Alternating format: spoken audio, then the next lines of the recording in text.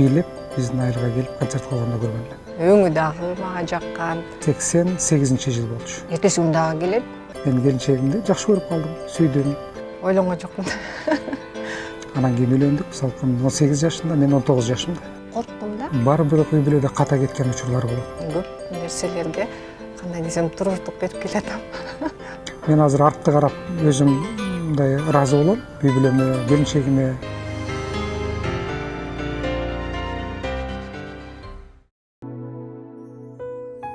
Үй бүлө бул бардык байлыктан бийик турган ыйык жай. Ал эми бул жайды көрктөндүрүп, кооздукка бөлөп, бакча кылган эки жуптун ортосундагы улуу сүйүү. Бүгүн да коомубузга белгилүү болгон үлгүлүү түгөйлөрдүн сүйүү жолуна сапар тартып, махабат айылына саякат жасайбыз.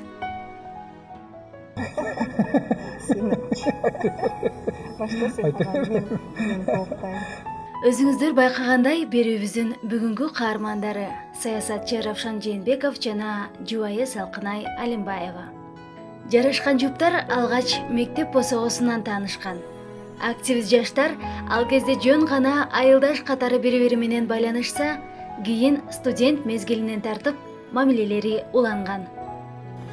Жаңылбасам, мен эң биринчи жолу келинчегимди биздин айылга, ал убакта Советтер Союзунда болгондо мектептер бири-бирине барып дайыма бир концерттерди, бир спорттук оюндарды коёр эле да. Анан жаңылбасам, эң биринчи жолу биздин мектепке келип, Салкын аябай активдүү ушул маданият жагында ырдаган, бийлеген мектептеги активдүү жаштардан болчу, мектепте окуган. Анан биздин айылга келип концерт коюшкан. Илгери комсомол комитети деген бизде собрание деп коет эле. Райондогу бардык мектептин тың окуучулардын баары чогулуп, активисттер.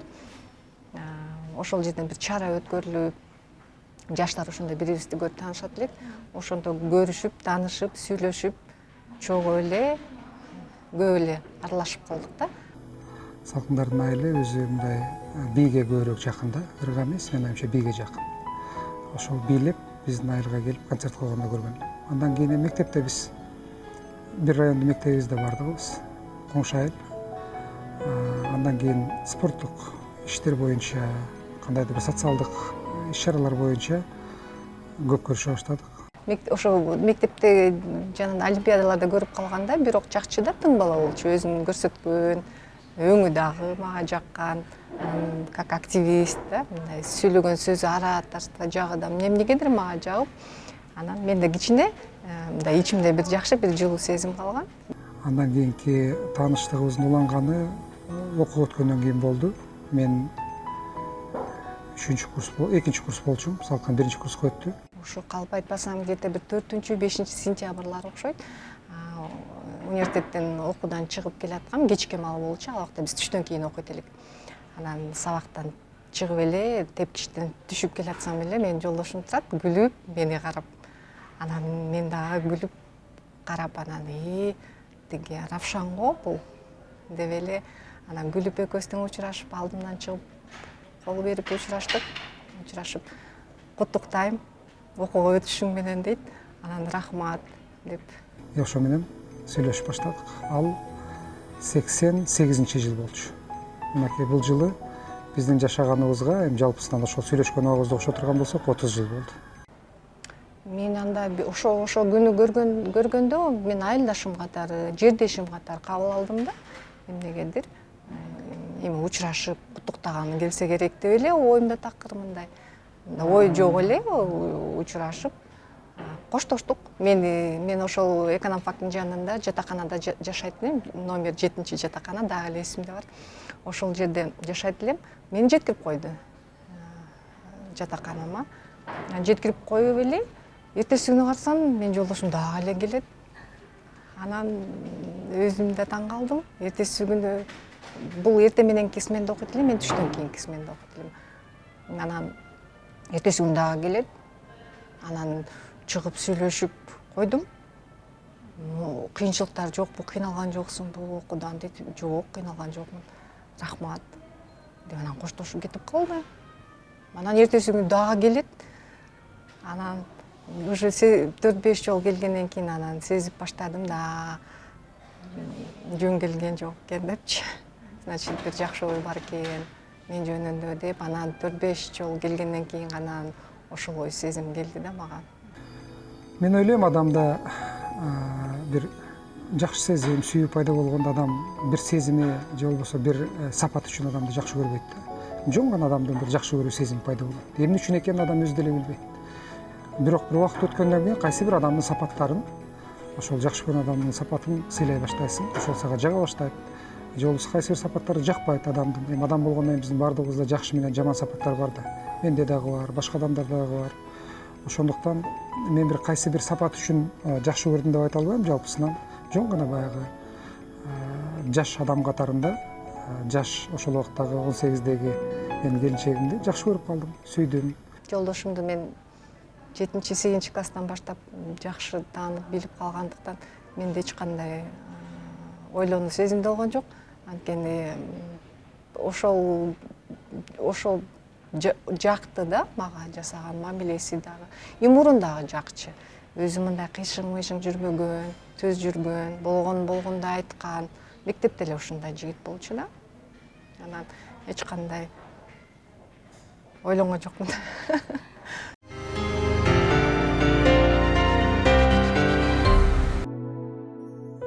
Жүрөктө жалын, көкүрөктө от, көздө нур ал эми жан дүйнөдө сүйүү болсо, ортодогу сезим түбөлүктүү бирге болууга түртөт. Бири 19, экинчиси 18 жашта болгонуна карабай, түгөйлөр келечекке чоң максаттар менен кадам таштап, турмуш жолуна аттанышат.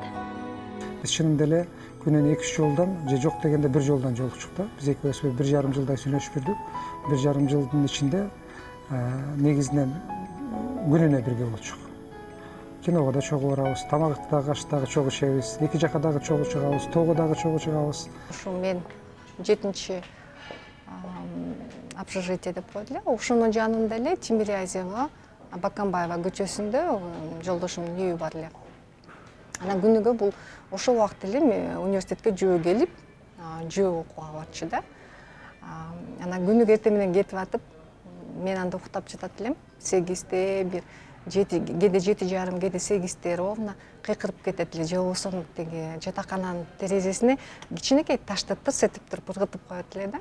Анан мен башымды көтөрүп, Равшан кетип бараткан экен деп, кээде уйкум ачылса тура калып колумду кичине булгалап коет элем. Же болбосо кээде башымды көтөрүлбөй уктап калат элем, бирок билчүм тиги Равшан мектеп окууга кетип баратат деп. Анан түштү келатканда сөзсүз сабагынан чыкканда мага жолугуп, менден сурап, кандай кыйынчылыктар бар, кыйналган жоксуңбу, баары жакшыбы деп сурап туруп, анан кайра үйүнө кетет эле да. Анан кечинде дагы келет эле кечки сейилдөөгө. Кечки сейилдөөгө келчү, чогуу ушул Молодая гвардия болчу. Экономфактын баардык тегерегин баарын тегеренип экөөбүз сейилдечүбүз. Ак үйдүн алдына чейин барып сейилдеген күндөр болчу. Кээде караңгы кирип калат эле, кол кармашып экөөбүз ошо ак үй жака чейин барып, вот Панфилов паркы деп азыр деле аталса керек, ошол парктарга чейин жөө барып сейилдеп, алдыбызга койгон жакшы максаттарды айтып, бири-бирибизге пландарыбызды айтып, жакшы максаттарды айтып, элестетип, тегеректе эле сейилдеп жүрчүбүз. Юрфак менен экономфак аябагандай жакын болчук бири-бирибизге. Бири-бирибизди баарыбыз тааныйбыз. Азыркыга чейин ошол юрфакта окуган балдар, экономфакта окуган балдар, кыздар биз байланышып турабыз. Баардыгы бизди азыр да айтып калат, экөөңөр ээрчишип көп жүрөт элеңер деп. Ошондой ээрчишип жүргөндөн кийин адатта башка жигиттер өзүнөн өзү кете баштайт, же болбосо мындай баргысы келбей токтоп калышат да. Общежитияга, жатаканага бир тааныбаган балдар келип калса, ал балдарды бат эле жок кылып койчу да. Эмне кылып жок кылчу мен билбейм. Кээде болот, эми менден өйдөнкү курстар болот. Анан ошолор келип жанымда келип китеп кандай бир суроолор боюнча комнатага бөлмөгө келип калса эле, бул көрүп калып эле ошол күнү эле ошол балдар жок кылып койчу да. Жүрүп эшикке сүйлөшүп келеличи деп эле, ошол боюнча эле ал балдарды мен көрбөй алат элем. Анан кийин өзү деле ойлонду окшойт, эми 3 маал күнүгө эле бул кызды кайтара беремби деп ойлоду, үйлөнөлү деп чечтик. Анан кийин үйлөндүк, салкын 18 жашында, мен 19 жашымда. Эми ал убакта көп эле азыр мынакей кыз ала качуу деген аябай мындай бир терс анан коомдо аябай актуалдуу тема болуп атат да. Ал 80-ci жылдарда деле бизде негизинен жаштардын көпчүлүгү ала качып үйлөнөр эле. Биз экөөбүзгө эмнегедир андай ой келбептир да, өзгөчө мага эми эркектер ала качат да дайыма эле кыздар. Биз тетирисинче сүйлөшүп, анан кийин 89-жылы үйлөнгөндө мен салкын ата энеси менен таанышып, бир туугандары менен таанышып, биз ошол башкача жаштар катарында ошол убактагы ала качпастан үйүнөн барып, өздөрү тууган ургун чакырып, узатуу кылышып, биз салкынды үйүнөн алып кеткенбиз.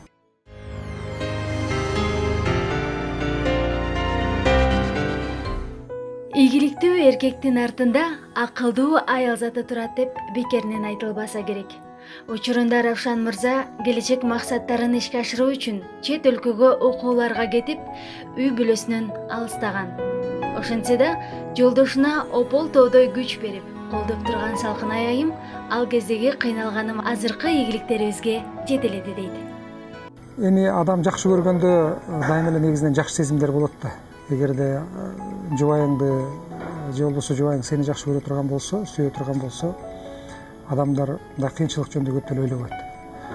Мен такыр эсимде жок. Биз кантип жашайбыз, кантип оокат кылабыз, кантип үй бүлөлүү болобуз деген менин оюмча биздин оюбузга келген эмес. Анын үстүнө экинчи жагынан биз жаш болсок да, жана өзүбүз айткандай эле 19 жаш бул балалык да эмне. Азыркы күндө 19 жаштагы балдар жапжаш балдар. Анан дагы бир экинчи жагы бар, менин оюмча, экөөбүз тең эми жогорку билимдүү болгондон кийин мүмкүн кандайдыр бир өзүбүздүн ишибизде, аң сезимибизде бир жеңил караганбыз да. Экөөбүздүн тең билимибиз бар, окуйбуз, окууну бүткөндөн кийин иштейбиз деген сезимдер менин оюмча болсо керек. Мен башында турмуш курардын алдында корктум да, анткени бул дагы бир үй бүлөнүн баласы, мен дагы бир үй бүлөнүн эркек кызымын. Анан мектепте жанагынтип экөөбүз тең тың болсок, өзүм ойлонуп коркуп кетер элем да, экөөбүз кантип бир үйдө чогуу жашайбыз. Бул дагы активист, мен дагы активистка, анан экөөбүз бири-бирибизден өткөн болсок кандай жашоо болуп кетер экен деп, бирок мен эмнегедир жеңилдим. Анткени аял адам жеңилбеске болбойт. Мен жолдошум тамашалап кээде күлүп коем. Жолдошум айтып, мен сени 40 жашка чейин окуттум депчи. Анан ошончо адам билим алып, өзү ушунчалык аракетчил, окуганды жакшы көргөн, чет мамлекетте окуйм деп жаш кезинде эле көп максаттардын баарын койчу. Ошолордун баарына жетти. 40 жашка чейин ошол мечталардын баарына, максаттардын баарына жетип окуду. Мисалы мен дүйнөдөгү эң жакшы окууларды бүттүм да. Мисалы Москванын дипломатиялык академиясы бул Советтер Союзунун убагындагы эң жакшы ошол дипломаттарды, профессионалдуу элчилерди, министрлерди даярдаган окуу жай болуп эсептелет.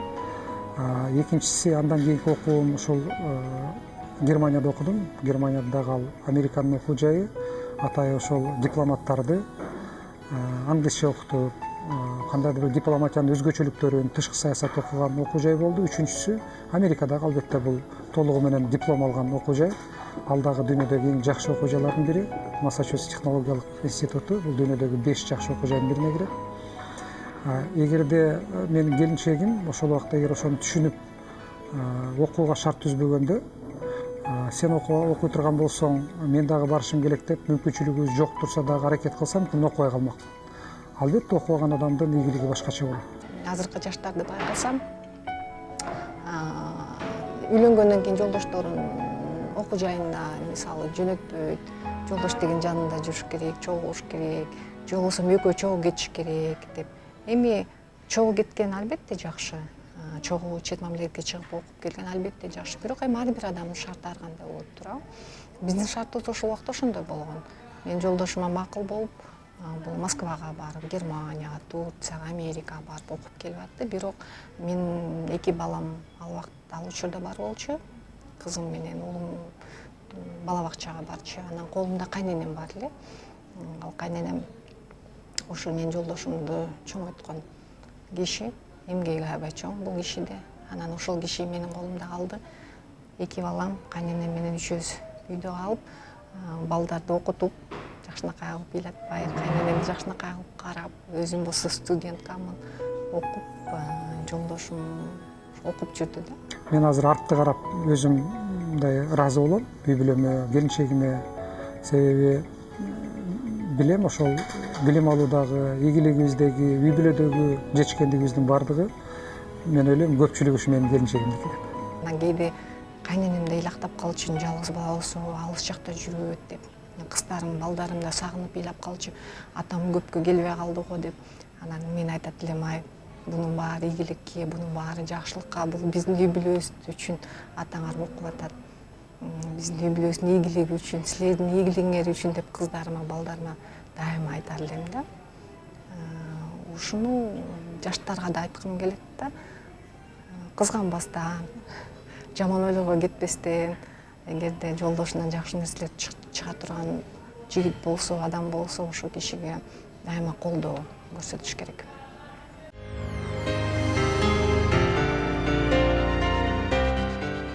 Салкын айлаганда үй бүлөгө, бала чакага, үйдүн жалпы тазалыгына аябаганда жакшы карайт.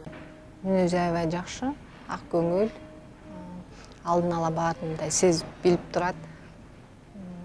Мен ошондо эле тамашалап күлчүмүн, сен ушу дипломаттык жагың аябай жакшы депчи. Мындай бардыгын алдын ала сезип турчу да, кээде капаланып калсам аны да бат эле сезип койчу. Жүрөгүмдө бир туура эмес ой турса аны дагы сезип койчу да. Салкындын аябагандай мындай чыдамкай мүнөзү бар да. Эч убакта жөндөн жөн мындай жарылбайт, жөндөн жөн кат айтпайт адамга. Көпкө чыдай алат. Негизи жакшы сапаттары көп.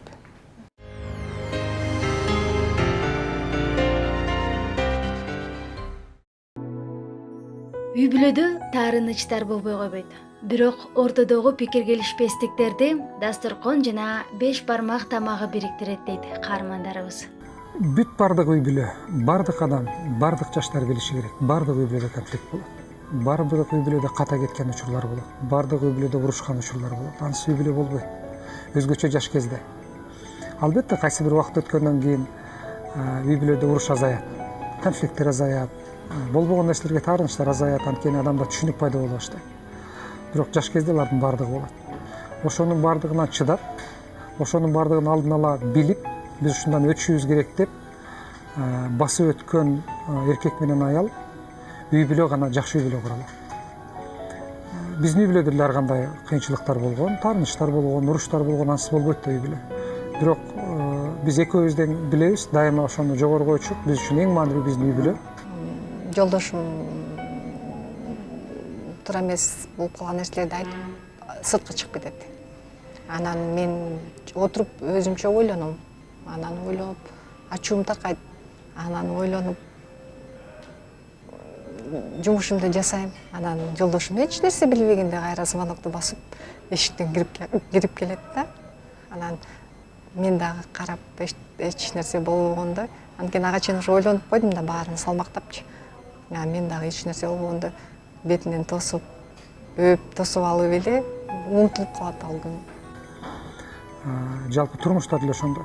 Турмушта эки нерсе аябагандай маанилүү менин көз карашымча. Эң биринчи маанилүү аял кишиге дагы, эркек кишиге дагы, керек болсо мамлекетке дагы бул үй бүлө. Үй бүлөнүн баалуулугу баарынан жоголуп турат. Ошон үчүн бардык адам үй бүлөсүн сактаганга аракет кылыш керек да. Экинчи адамдын өзүн өзү реализация жасашы. Адам дайыма турмушта кайсы бир максаттарды коет. Ошол максатка сен өзүңдү адам катары жаралганда алып келесиң да, ошону ишке ашырыш керек. Мен ойлойм, ошол эки нерсе аябагандай маанилүү. Дагы бир моменттер болот, кээде мен таарынып чыгып кетчү болсом эшикке, мен келгиче жолдошум аябай этти жакшы бышырат өзү. Мен келгиче казанга этти асып, бир кылдатып кайнатып коет. Анан мен келип эле унчукпай тиги камырын биз таластан болгондуктан биз 5 бармак жакшы көрөбүз да. Анан ушу 5 бармак тамагын да жакшы көрөм. Эмнегедир биздин үй бүлөбүздүн анча-мынча таарынычын бириктире турган бир тамак да. Жана таарынычуу болгондо жолдошум барып казанга эт асып коет.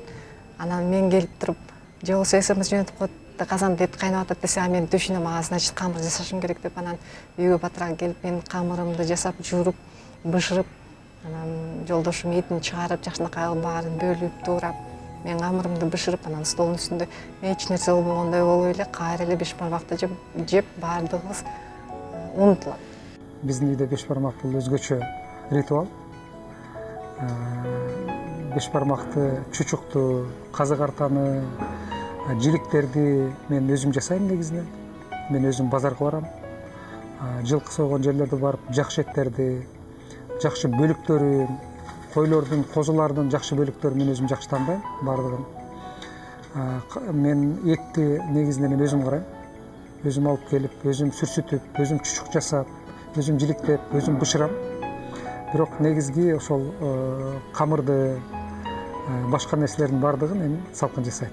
Ал жагынан экөөбүз бири бирибизге аябагандай толуктап турабыз да.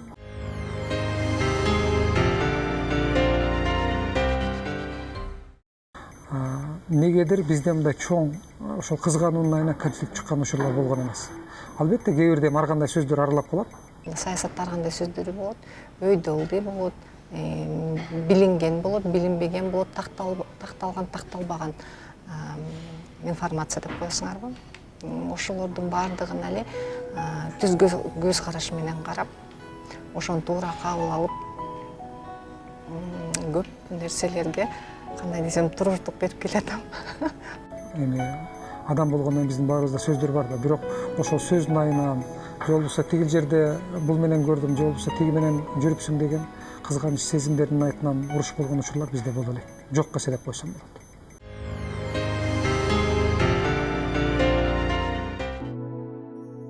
Өмүр өткөн күндөрү менен эмес, эсте калаарлык күндөрү менен кызыктайт. Каармандарыбыз жашоодогу эң маанилүү учуру болгон үйлөнүү өлпөт тою тууралуу төмөндөгүлөрдү баяндап берди. Сомкөл болчу, сомкөл. Сомкөл беле? Ооба, Чатыркөл. Чатыркөл. Мен эсимде калганы айылга барышып, мага апапакай көйнөктү кийгизишип, үйдөн алып чыгышканда ошол эсимде калган. Анан кыргыздын салтын жасап, машина салып, жолдош балдар аябай жакшырдачу комузда аккордеондо комуздап айылдын баарын эле таң калтыртып, анан кетип атканда кошуна колондордун баары чыгып, арканы тартышып, анан эсимде ошол арканы тартышып, анан ошол жерден мага жоок салышып, мага батасын берип, кемпирлер айылдан чыккыча 4-5 киши жолдо тосуп, ошондой болгон эсимде калды да, ошо кыргыздын салты. Эми ал убакта көптөр ала качып кетчү да. Айылда биз барып колдон алып кеткен менен айылдагыларга аябай кызык көрүнсө керек да ошол убакта. Анан айылдан алып чыктык, түндө чыктык э. Ал убакта жамбыл деп койчу, азыр Тараз деп коет да. Түндө чыгып алып, караңгыда Тараздан адашып кетип калсың Бишкекке келет. Анан кийин түндө кеч келдик аябай Бишкекке. Эртеси эле свадьба өткөрдүк, эртеси.